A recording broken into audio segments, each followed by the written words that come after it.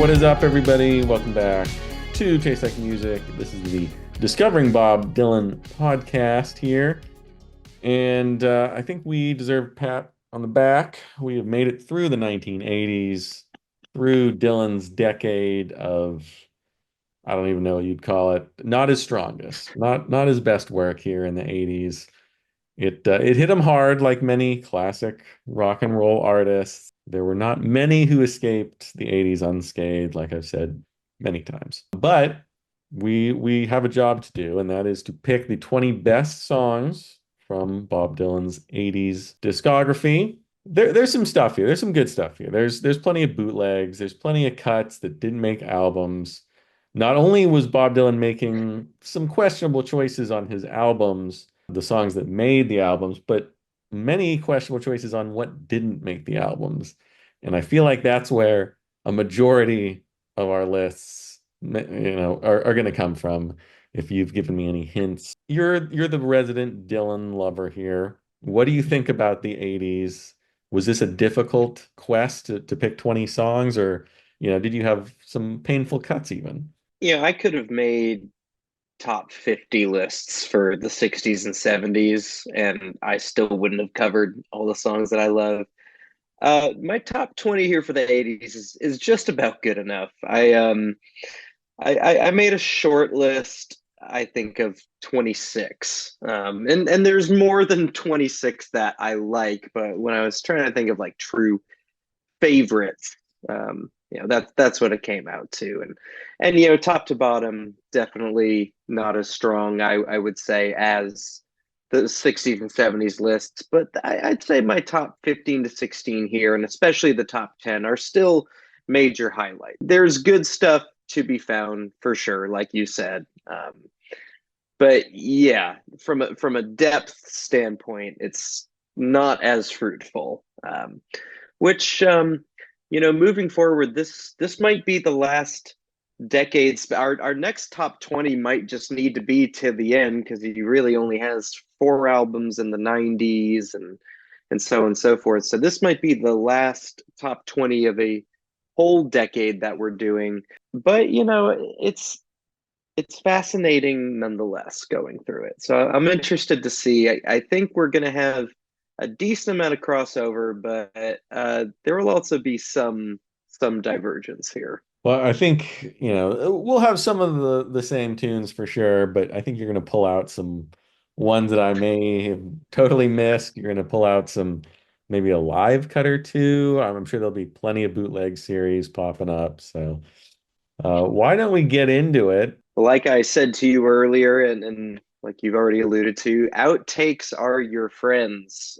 For this list in particular, I had a couple, I think, on my 70s list, but here there's definitely a lot more, and that begins with my number 20, which is "Too Late." Really nice stripped down song from the Infidels sessions. I definitely sent it to you, and you definitely listened to it. Don't know if you remembered it, but it's a good song. It harkens back to his 60s storytelling.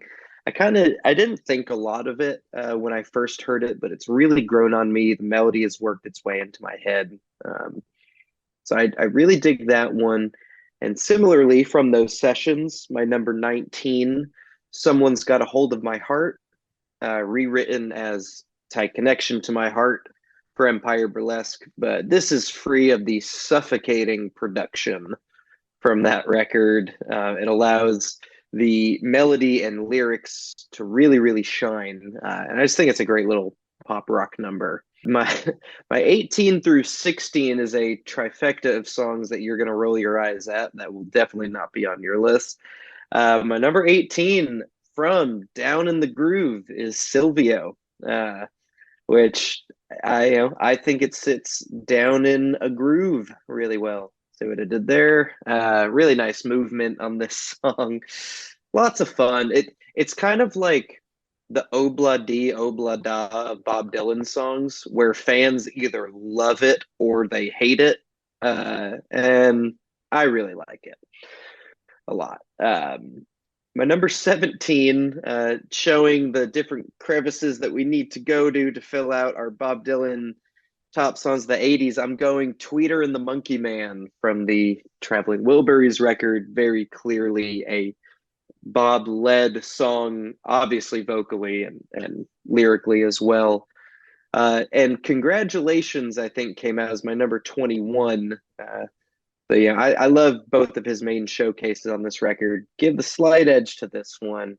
I love all the Springsteen references and the lyrics. Bob kind of sounds like he's doing a really self-aware, tongue-in-cheek parody of his own lyricism, but it works, because there's a lot of other stuff in the '80s that doesn't seem so self-aware. So this kind of almost seems like the beginning to me of like, all right, he's getting back into something here. I love the timpani hits in the chorus.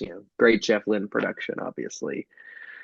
And number 16, I have Death Is Not the End. So two songs from Down in the Groove making my top 20. How about that? I am really a hero, if you ask some people. Yeah, I've always loved this song. I just think it's quite beautiful and definitely a major highlight of that record for me. Number 15, one that I imagine will be on your list, so we're getting back in track in sync with each other. Groom Still Waiting at the Altar, which, for all intents and purposes, from Shot of Love, but initially left off the album and then they corrected that a couple years later. Great propulsing rocker, awesome guitar work. This is one where the huge gospel backing vocals really, really do it a nice service. One of his best pure rock and roll songs of the decade. And Shot of Love, I think, is one of his weaker vocal albums in general, and I think this is such a great throaty vocal performance too. So it's got that going for it. My number 14, first of quite a few songs from Oh Mercy. I've got the album Closer, Shooting Star. Gorgeous, again, I absolutely love the lyricism of this. I love a great bridge on this song in particular. Fantastic chord progression too. One of his most ethereal chord progressions, I think, of the decade, and aided greatly by the dobro and great instrumentation production from Daniel Lanois all around. Number 13, the lone song that I have from Saved is Pressing On, which, for some of the issues I have with that record, this song just fires on all cylinders for me. You really feel his passion on this particular song. The lyrics are really simple, but really, really effective. Another one where I think the backing vocalists really do their job. So yeah, always been a big fan of that since I heard the John Doe cover, which I think I mentioned back in the episode John Doe of X.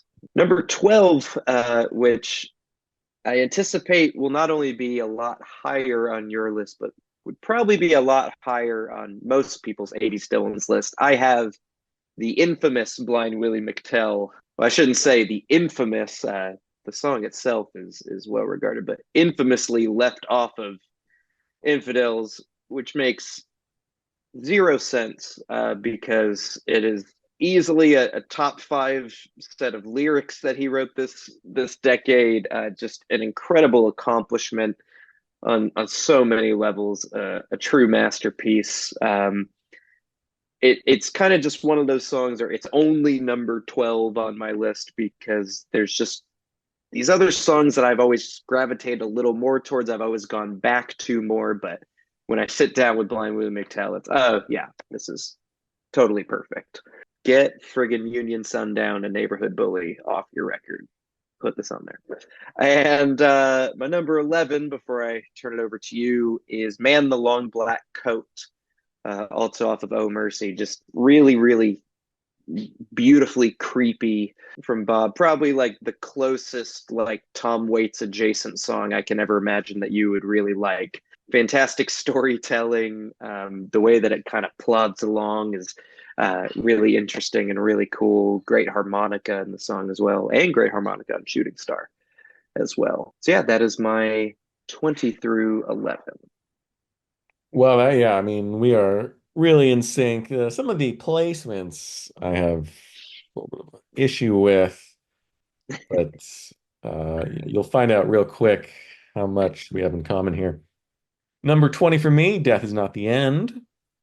It wormed its way onto my list. I had a little struggle really trying to find 20 that were like really sticking out to me. I had to go back to my notes and be like, did I like this one? Oh, okay, I said I liked it then. I'll take a listen. But this one's good. It's well performed. I like the stripped down nature of it. Mick Taylor does some nice restrained leads on guitar. Not too showy, but I think it fits the song real well. It's got some quality solemn backing vocals, which pair nicely with Dylan's grizzled vocals. If Dylan did anything right during the 80s, it's using backing vocals, the gospel choirs, and all the other tricks, just to kind of give his vocals a lift because they were getting a little, gruff, a little struggle there towards the end. But I think the backing vocals really help him out in this whole decade. Number 19, I got Man of Peace from Infidels. Yeah, I think Knopfler's guitar part's real well. I think Knopfler's guitar part is real strong here. Just, he's such a great guitarist. Any chance he gets to, do his thing, I think elevates the songs. Got a nice poppy bass line. I like the lyrics, the devil, angels and devils and the devil masquerading as an angel of light or whatever. It's good, that duality that Bob Dylan does so well. And it's a nice harmonica solo at the end there. 18, Tweeter and the Monkey Man from Traveling Wilburys. Yes. I don't love Dylan's contributions to the Traveling Wilburys. I think they're probably the weakest elements for the most part, but I think Tweet and Monkey Man definitely the bright spot. The lyrics, like you said, they're super Dylan-y. And it's got a nice stomping beat. And just, Jeff Lynne's production, I think, really helps with Dylan's vocals. It's got that nice like chiming 12-string guitars. It's great to hear like Petty and Lynn doing the backing vocals, and it's just a fun song. It's not like a fun song, but just hearing everybody come together, I think is really great. Number 17, What Good Am I? Sparse, minimalistic, just really pretty cut from Oh Mercy. I think the space in the mix is really effective. It's almost the polar opposite of, the big swirling songs like Most of the Time, just like really stripped down to the essentials. And Bob's delicate vocals, I think, probably the best on the album. 16, a song I don't suspect will make your list, but many Dylan fans like this one, Brownsville Girl. It's too long. It's got some unnecessary talking, but it's got an epic majesty to it. It's like a good Western cowboy movie. I think that carries it through. Good lyrics. His collaboration with what's his face? Sam Shepard. Uh, his collaboration with Sam Shepard. I think whatever they did together, I think works. Production could be better. It's a little too 80s. And the new Danville Girl, probably a better, overall performance, but I'm gonna put Brownsville Girl on here. Number 15, What Can I Do for You? Really like the saturated harmonica. Really cool sound. I don't think I've really heard harmonica produced and played like that.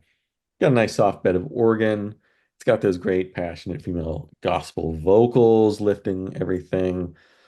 And yeah, I got a lot from Saved on here. So it's my only four-star album of the 80s. So it's gonna make a bunch of appearances. 14, like you, I also have Shooting Star. Really like the instrumentation. Got like that a little bit of like country to it, I think. The dobro and whatever else they're using on here. Good vibe, a little U2 sounding, but it has a real strong melody and it's pretty and it has a hopefulness that closes the album out on a nice bright note, which is good, which I like. Number 13, I'm gonna go Solid Rock, which basically is an Eric Clapton song with lyrics about how great Jesus is and stuff. Simple but effective. Really great bass line by Tim Drummond. Really drives the tune. And yeah, I think it's just a solid rocker, obviously. Number 12, I also have Man in a Long Black Coat on here. Like you said, it's probably the closest thing to Tom Waits that I'm going to like. Some evil, devilish vibes to it. Bob's vocal performance, very gruff, different. I think he and Lanois had something different in mind for this, and I think they really adhere to the spirit of whatever, that darker tone. Lyrically, it's great. I think Dylan sets the scene really well with that opening verse, the super vivid lyrics. The crickets are chirping, the water is high. There's a soft cotton dress on the line hanging dry. Window wide open African trees, bent over backwards from a hurricane breeze. Not a word of goodbye, not even a note. She's gone with the man in the long black coat. I mean, that's just a really effective stanza. Nice rhymes there. Just it not too complicated, but really effective. And my number 11, I got Lord Protect My Child, which has some great piano. I don't love Dylan's vocal performance, but this is one that was never quite totally finished. I like the version on Springtime in New York with the slide guitar. I think that's real nice, real rich tone to it. And yeah, great piano. So I love me some Bob Dylan and a strong piano. So that's on my list. Yeah, Man of Peace was on my short list. That was close for me, and probably the only major Dylan fan that doesn't have Brownsville Girl, spoiler alert, anywhere on my list. But New Danville Girl, I was my number 22 for the decade. So, and look at us having an exact match at 14 there for Shooting Star. You've got Lord Protect My Child at number 11. Let's keep talking about it. That's my number 10. My preferred outtake from Infidels, even more so than Blind Willie McTell for me. Not even necessarily that I think it's a better song, just the one I go back to the most. I do like the one in particular. I do really like Dylan's vocal, the bootleg 1 through 3 version. But yeah, incredible as always, hearing him on the piano and really evocative song. Just always been a big fan of that one, and cannot believe it did not make the album. Another song that I cannot believe did not make a record. My number 9 is "You Changed My Life," which should have been on Shot of Love. Just an unbelievably joyous song. Every time the chorus hits, it sounds more and more rapturous. Great vocal performance from him, great backing vocals on it as well, incredible melody. Yeah, always a big fan of it. Let's keep going with the outtakes. As much as I like Oh Mercy, I think my number 8 would have made it even stronger, and that's Dignity. Specifically, the outtake originally, like I said in the last episode, on the Touch Like an Angel soundtrack. And there was another version released as a single in 94, but this other one in particular, definitively from the Oh Mercy sessions. Really great pep to it. Nice suspended guitar and piano figure. A great bridge in particular, kind of a repeating bridge that always comes in and comes out. Really, really interesting set of lyrics. And this is one that I think more Dylan fans or more casual Dylan fans should be more aware of, because I don't really think there's another song in his catalog that sounds exactly like it. And it's really great. Another upbeat song I have at number 7, I have Heart of Mine. In particular, the live version that was originally released on the Biograph box set.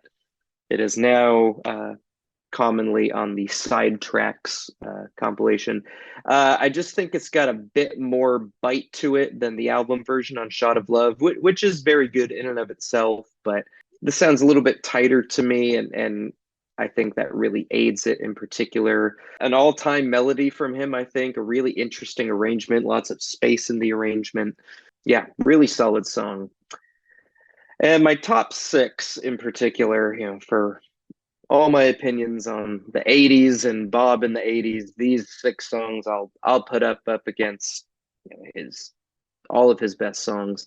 The one major bright spot for me on Empire Burlesque is the closer, Dark Eyes. Really affecting vocal from Bob. Really great harmonica performance. Like I said in the episodes, the first time in forever that you hear him with just acoustic guitar and vocal.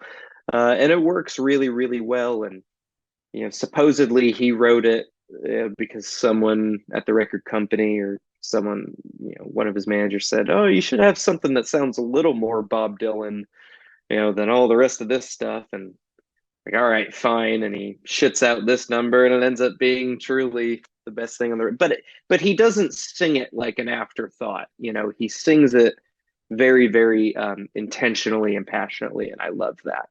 My number five is "License to Kill" from Infidels, which I know that you were lukewarm on, and I've talked to other fans who are lukewarm on it, and they don't get the line about the man on the moon and everything like that. But I think it is a extremely prescient song, a really beautiful song. I think this is one where the '80s production kind of works for it. Great vocal from him on this one in particular. Great guitar work from Knopfler and Mick Taylor. Major highlight of that record for me. Some days it's my favorite song on that record. Before we talk about my actual favorite song on that record, my number four is "Every Grain of Sand," the closer on "Shot of Love," which I think a lot of big Dylan fans would have at the top of their '80s lists. Kind of like Dark Eyes, just a really nice, affecting way to end, kind of a curious listen, a curious album overall. Whatever your thoughts are on those records as a whole, they end so nicely. "Every Grain of Sand," I think, is one of the purest sets of lyrics that he wrote during his Christian period. And I absolutely love it. My number three is "Born in Time," the version originally recorded for "Oh Mercy," which it then eventually shows up on the next album we're going to talk about, 1990s Under the Red Sky. So some people might have this on their 90s Bob list. I will not, because I much prefer this one from 1989. Incredible arrangement on the song. One of, again, another great chord progression from Bob on this song. Do not understand how this song did not make "Oh Mercy" as good as it is. And for the first time in forever, he truly had a great set of songs to choose from. But this one to me seems so obvious. If people out there listening are not familiar with the version of "Born in Time" from Bootleg Series Volume 8, Telltale Signs, go and listen to it. If you are a Bob Dylan fan, you will love it because it is perfect. Also perfect is my number two, "Joker Man," my actual favorite song from Infidels. One of the best sets of lyrics, not just from the '80s, but ever, that he wrote. Every stanza is so fascinating and evocative. I love he sounds like he's having a lot of fun singing this song. I think there's a lot of room for him, kind of like he does on like a Rolling Stone, to, kind of stretch out the melody. He always comes back to it, but he finds the right ways for his voice to kind of crack and go overboard. And I just think it's an absolute masterpiece. But my number one with a bullet, and honestly, I don't want to say it's not close because I love all these songs, but quite easily my favorite Bob Dylan song of the '80s is "Most of the Time" from "Oh Mercy." If you catch me at the wrong moment or the right moment, depending how you look at it, this song will absolutely reduce me to tears. So emotional, so intelligent. Like, the emotional intelligence to write a song like this, to be able to capture vulnerability, a false sense of security, and weave it all together as relatable and simple as he does. With it's like such an easy trick that he pulls with the lyric, but it works every time. And like I mentioned in the last episode, the bass line is so cool. You get very few cool bass lines throughout Dylan's career. We have one coming up in a few albums. The real Dylan fans know what I'm talking about. That mixed together with like an actual tasteful synthesizer, drums that sound tastefully big without, overcoming everything, the right amount of reverb on his vocal. It's most likely a top 10 Bob Dylan song for me overall, and easily my number one of the 80s. Oh, okay. I don't think I saw that coming. But that was a good list. We have a lot in common, even here in the top 10. Not everything. A couple of those tracks, I don't remember Dignity. I don't remember You Changed My Life. I don't think I remember. I don't. And the version of Born in Time that you're referring to, I don't know. I may have listened to it, but it did not leave a lasting impression on me. I'll go back I now that I just want know. everyone out there to know how much I'm trying to reach him, and we've seen the progress. So don't be as mad at him as I am. Leave that up to me. So my top 10 is fine. All right, lay off. My number 10, you have it in your top 10. I got Dark Eyes, which is a little bit dire when Dark Eyes makes my top 10 after what I said about it in the album. But I've come around a bit on it. It's better than I gave it credit for. Earns points just for jettisoning the crappy production of Vampire Burlesque and like, just throwing off the bounds, the shackles of the 80s and just bringing it back to what Dylan does best and, stripped down, really great lyrics. It's kind of solemn and dark and there's just something about it has this like vibe, this energy to it that nothing else really in the 80s has. Maybe a little bit on Oh Mercy has that kind of feel, but like it just doesn't have that like oppression of the 80s to it. Like even if it had some 80s production on it, I think it would be different. It just has a different feel to it, which makes it stand out. Number 9, I'm gonna go with Covenant Woman. I got a couple more from Saved coming up, but yes, another Saved track. I think the progressions, the chord progressions are just excellent here. I love the organ solo. It's really strange. It kind of blurs these notes together in a way that's really unique, interesting. I haven't heard that before. And I think it's a great rock ballad. It's got maybe a couple cringy lyrics on it, but I think it's pretty solid. Number 8, I got Caribbean Wind.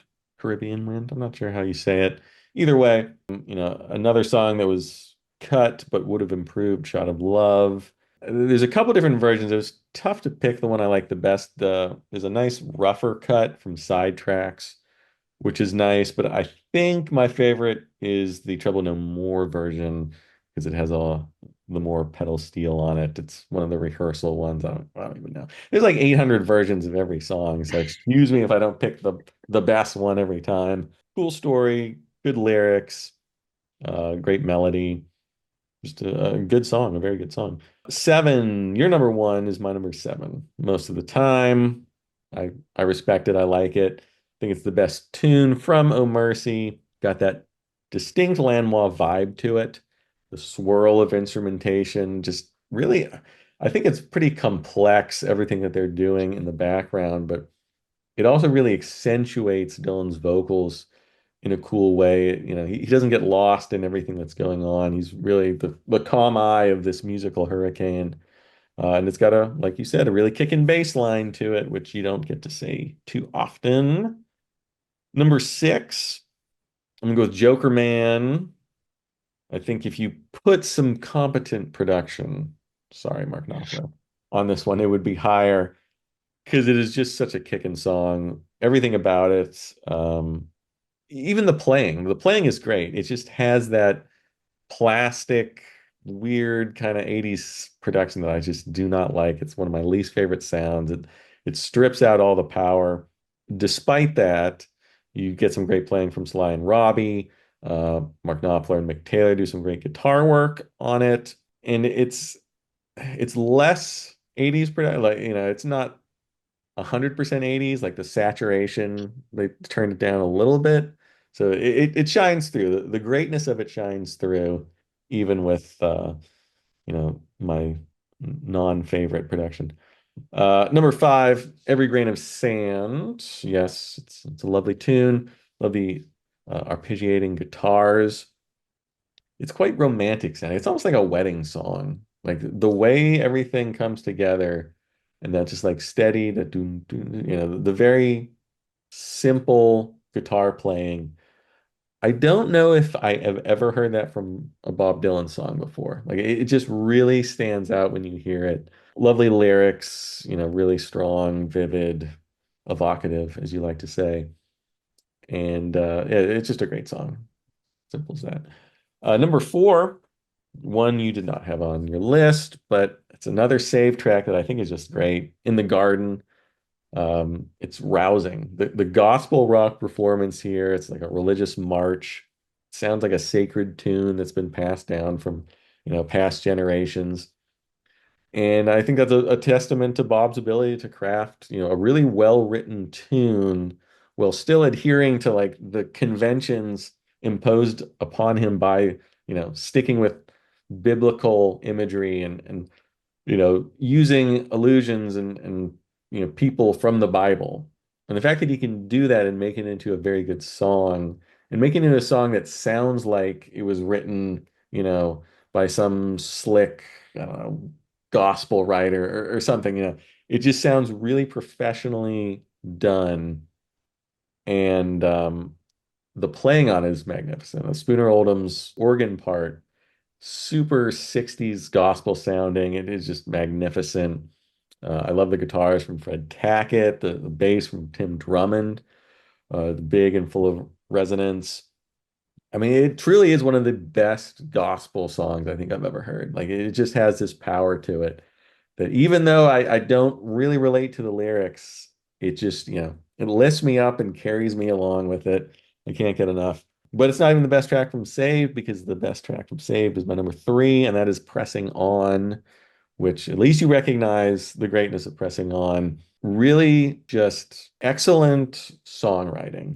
The controlled build from that minimalist beginning and the way it just builds and grows and turns into this stomping, just big, inspiring gospel number. It's a perfectly produced and arranged tune. I love the rollicking piano part, which didn't say who played it. It could be Dylan. If it's Dylan, it's his best piano part ever. And his vocals just super passionate, and the backing gospel vocals just lift everything. It's a Christian tune that transcends the bounds of Christian music, and I just think it's a great gospel number, gospel rock number, really, because it rocks. Number two, Groom is Still Waiting at the Altar. They righted a great wrong by adding this into the official release of Shot of Love after somehow leaving it off, which just calls into question everything Bob Dylan was doing in the 80s, but they got it right here.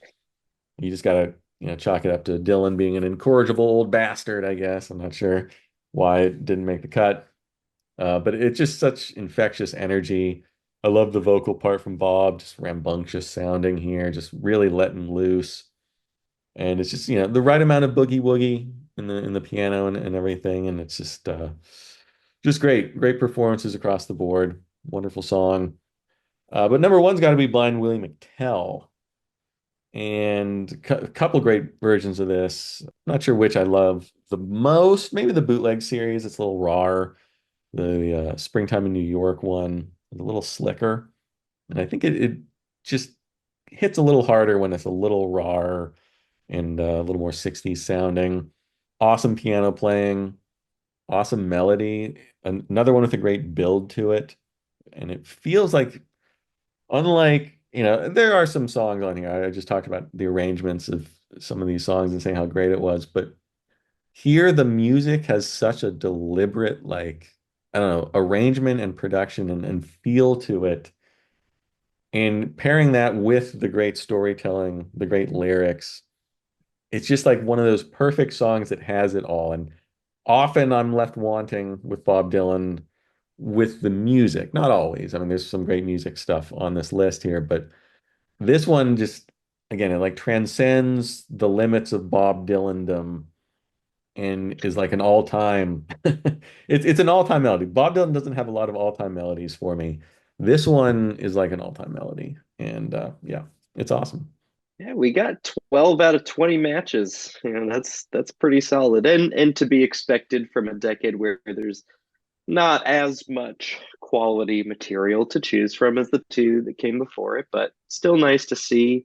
Covenant Woman was my number 22 as well, and I do like In the Garden and Caribbean Wind. So, if I was forced to make a top 30, 40, you'd see most of these songs on my list. So we made it, and now we're on to the 90s Right, yay, with it's Under smooth the Red sailing. Sky. Smooth sailing. Calm Yeah. skies. Nothing to worry about. Yeah, we'll be tackling Under the Red Sky. I believe that's what it's called. I keep messing up the name because no one's ever talked about it. I've never heard it mentioned ever, but we're going to be tackling that in the next episode. So join us then. In the meantime, like this video, subscribe to the channel, check out the description for all the social media, Patreon, join us in the Discord, all that jazz. You know the drill. And yeah, better start your 90s listening because we got a whole decade of, I don't even know, unknowns for me. This is wide open. Gonna be fun. Join us next time.